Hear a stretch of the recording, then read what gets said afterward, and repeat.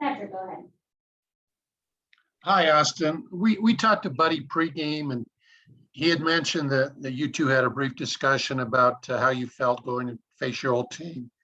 And he said he thought you were going to go out there with a lot of poise and calm, and you obviously did that. So beyond being able to, shake off a big moment, how do you think you performed? It's another loss, man. That's really all it comes down to, is another loss. It doesn't really matter how I perform if we continue to lose when I pitch. So say it was another average night at best. The curveball that you gave up to Bader, Buddy said he didn't think it was all that bad a pitch. When you saw it, or I don't know if you've looked at it yet, did you think Bader just put a really good swing on it, or did you miss on the 2-2 curveball? He obviously put a good swing on it. He hit it out, but that's not where I'm trying to throw that pitch. I played with him long enough to know where I want to throw that pitch, and that's not it. So just didn't execute.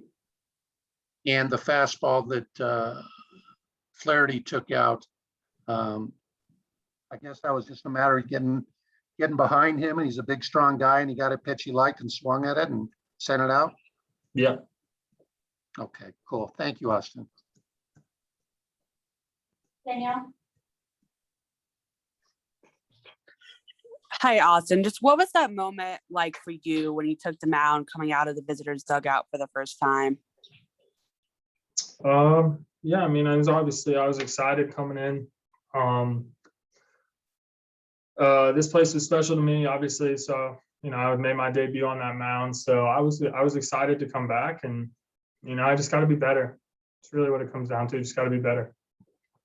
Did you get to talk to any of your old teammates? Oh, I got to say hello to some trainers and coaches pregame when I hit BP, but obviously I was pitching today, so I wasn't out there, but hopefully I'll be able to say hello to some guys before we get out of town. Thank you. You're welcome. Blair, Patrick? Yes, Austin, as far as coming into the game, everybody was looking at you and Nolan because you were traded for each other. What was your feelings in facing him? You struck him out once. He got the hit to right field. What do you feel about going in there and pitching against him? I faced him before when he was over here and I was over there. So, he was just the third hitter in the order, or fourth hitter in the order today.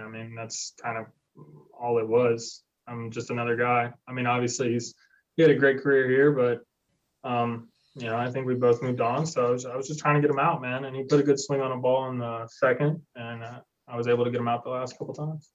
It seemed like you had, a great curveball working for yourself. But there were a couple of times there early in the game when you threw pitches and the ball came back to you and you smashed at it like you were mad because you weren't placing it where you wanted. Was that the case?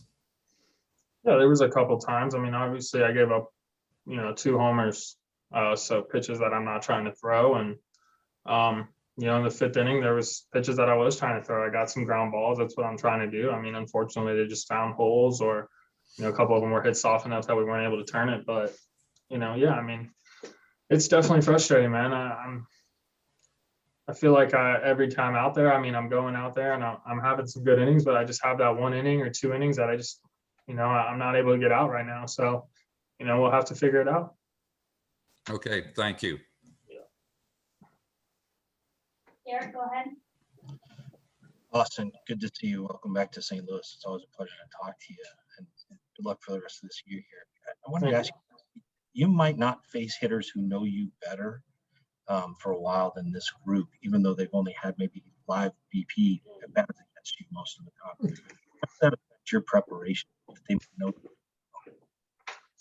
I think it works on both sides, right? Because I've seen them take a lot of ABs. I kind of know what, certain guys struggle with, what certain guys do well. So, and vice versa, right? they know what I do. They know the kind of pitches I throw, how I'm trying to attack. So, yeah, it's always going to be tough. But then again, I felt like I had a good plan going in. And when I was able to execute, I got 7 strikeouts in 5 innings. So I was able to execute and get outs, it was just the amount of execution, right? I mean, I'm probably executing 70% of the time, and it's just not good enough, especially against a good team. I mean, obviously you see them every day. It's a good team, and not executing at that high clip is going to lead to a loss.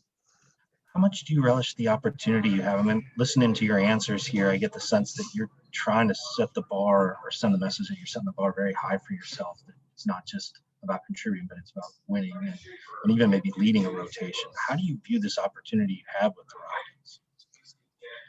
Oh, that's a good question. I mean, it's a good opportunity, obviously, right? I mean, we sent a pretty good player the other way. So, I've gotten every opportunity that I could ask for so far, but, at some point I got to start turning the opportunities into success, right? So, I mean, I'm happy to be here. I feel like I'm in a good place. Like I said, it's just, one bad inning every time out or one bad pitch really where I'm not getting the job completely done. I'm putting myself in a position to get out of the big inning or to have a clean outing. And then, when it comes down to making the pitch, I'm just not making the pitch right now.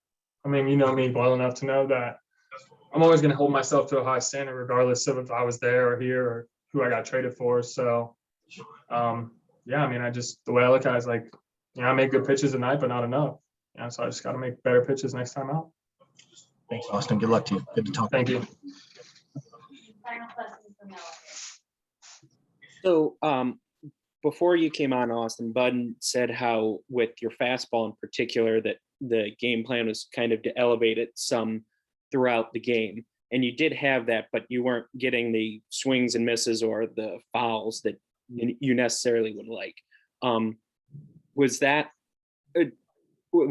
part of the game plan of getting it so high up to try to get them to swing and they just weren't following through with it? Or was it more of a control thing? I mean, I thought I threw some good fastballs up there. Obviously missed up a couple times, but I didn't get hurt with it. I think obviously I gave up the home run on the curveball, the home run to Jack on the fastball, but I think in the 5th inning, it was like a cap job on a changeup and then a couple sliders that got chopped. I mean, I thought my fastball was good enough. I mean, my stuff was good enough tonight for me to win. I just didn't make the pitches when I needed to make the pitches. I mean, I think that to be able to miss the amount of bats I did shows you that I had the stuff that I needed to get the win. I just didn't, either put it in the right location, sequence it correctly, or whatever it may be. But I mean, I have the tools to have success. I just got to figure out a way to use them right. Thank you very much.